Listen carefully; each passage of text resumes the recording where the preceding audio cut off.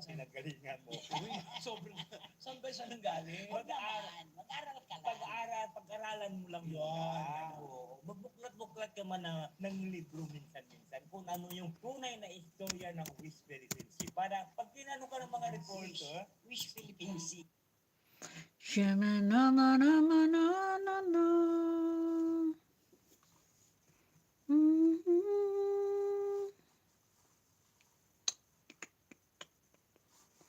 Sha-na-na-na-na-na-na. Mhm.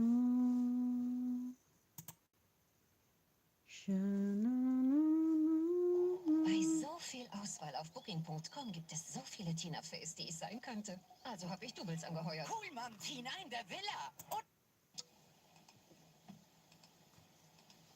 Yo, kamusta po kayo? Welcome back to another episode. Maaga tayo ngayon nag-live dahil may pasok ako mamaya. And huwag ho sanang sasama ang loob. Ito po ay kaibigan ko. Okay? Kaibigan ko to dati. Hindi ko alam kung kaibigan ko pa rin siya ngayon, kung tuturing niya akong kaibigan. Itong mensahe ng mula sa flight attendant ay ipinasa ko sa isa naming kaibigan para ipasa sa kanya.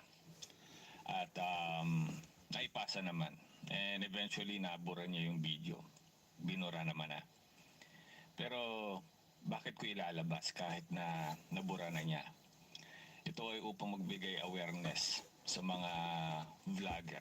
Kaibigan ko. Ako kasi hindi ako nagtotolerate ng kaibigan eh. So, Yan.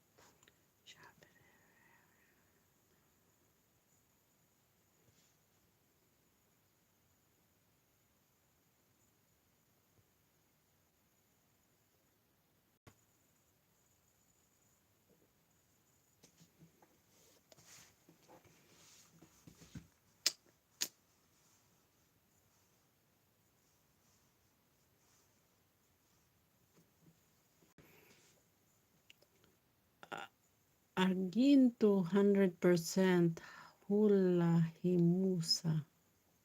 Hi, good morning.